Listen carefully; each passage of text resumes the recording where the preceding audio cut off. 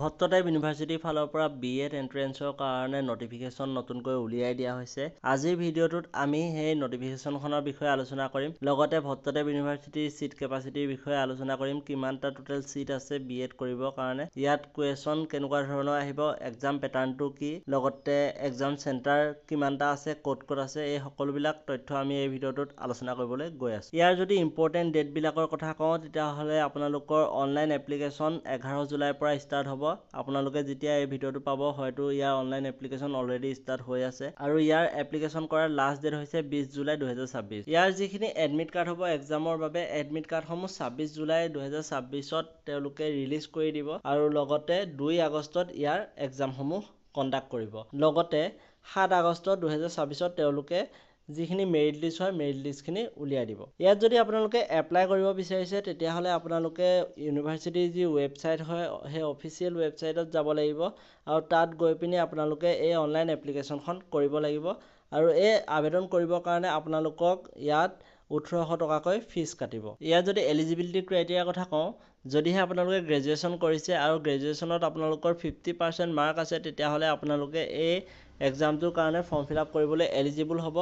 আৰু যদিহে আপোনালোকে SC ST OBC বা PWD কেটেগৰীত পৰে, তেতিয়াহ'লে আপোনালোকক 5% মাৰ্কৰ ৰিলেক্সেশ্যন দিয়া হ'ব। অৰ্থাৎ 45% যদি আপোনালোকে মাৰ্ক পাইছে, তেতিয়াহ'লেও আপোনালোকে BEd এন্ট্ৰেন্সৰ কাৰণে ফৰ্ম ফিল আপ কৰিবলৈ এলিজিবল হ'ব। এতিয়া ভট্টদেৱ ইউনিভাৰ্চিটিৰ সিট কেপাচিটিৰ বিষয়ে যদি কওঁ, ডাইৰেক্ট ইউনিভাৰ্চিটিৰ যি কেম্পাছ হয়, সেই কেম্পাছত আপোনালোকক কোনো ধৰণৰ তাত BEdৰ কাৰণে কোৰ্চ প্ৰভাইড নকৰে। ইয়াৰ আণ্ডাৰত 3খন BEd কলেজ আছে। প্ৰথমখন হৈছে AR কলেজ অফ এডুকেশ্যন, এইখন চৌপুৰত আছে আৰু ইয়াৰ টোটেল সিট কেপাচিটি 100টা। দ্বিতীয়খন হৈছে বজালী TT কলেজ, সেইখনৰ সিট কেপাচিটি 100টা আৰু যিখন 3 নম্বৰখন হৈছে সেইখন বৰনগৰ BEd কলেজ, এইখনৰ সিট কেপাচিটি 50টা আৰু টোটেল যদি চাওঁ ইয়াৰ সিট কেপাচিটি হ'ব 250টা। ইয়াৰ যদি এক্সাম পেটাৰ্ণটোৰ বিষয়ে কওঁ, টোটেল 100টা কুৱেশ্যন আহিব। জেনেৰেল ইংলিছত টোটেল 25টা কুৱেশ্যন আহিব, 25 মাৰ্কৰ। জেনেৰেল নলেজত টোটেল 30টা কুৱেশ্যন আহিব, 30 মাৰ্কছৰ।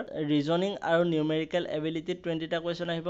কাৰেণ্ট ইণ্ডিয়াৰ এডুকেশ্যনৰ ওপৰত আহিব 10টা কুৱেশ্যন। ইথিক্স এণ্ড টিচিং এপ্টিটিউডৰ ওপৰত আহিব 15টা কুৱেশ্যন। টোটেল 100টা কুৱেশ্যন আহিব আৰু 100 মাৰ্কৰ হ'ব। ইয়াৰ যদি এক্সাম চেণ্টাৰবিলাকৰ কথা কওঁ, ইয়াত এতিয়ালৈকে এক্সাম চেণ্টাৰ 4টা দিয়া হৈছে। এটা হৈছে পাঠশালা, দ্বিতীয়টো হৈছে বৰপেটা, তৃতীয়টো হৈছে চৌৰভং আৰু 4 নম্বৰ যিটো চেণ্টাৰ দিয়া হৈছে সেইটো হৈছে কলগছিয়া। লগতে মই আপোনালোকক এটা কথা কৈ দিওঁ, এই যিকেইটা চেণ্টাৰ দিয়া হৈছে এই গোটেইকেইটা টেণ্টেটিভ চেণ্টাৰ। পিছত এই চেণ্টাৰকেইটা চেঞ্জ হ'বও পাৰে বা ইয়াত চেণ্টাৰ এড অন হ'বও পাৰে। যদিহে আপোনালোকে এই নটিফিকেশ্যনখন ডিটেইলছত পঢ়িব বিচাৰিছে, তেতিয়াহ'লে এই ভিডিঅ' ডেছক্ৰিপশ্যন বক্সত এটা হোৱাটছএপ চেনেলৰ লিংক দি থৈছোঁ।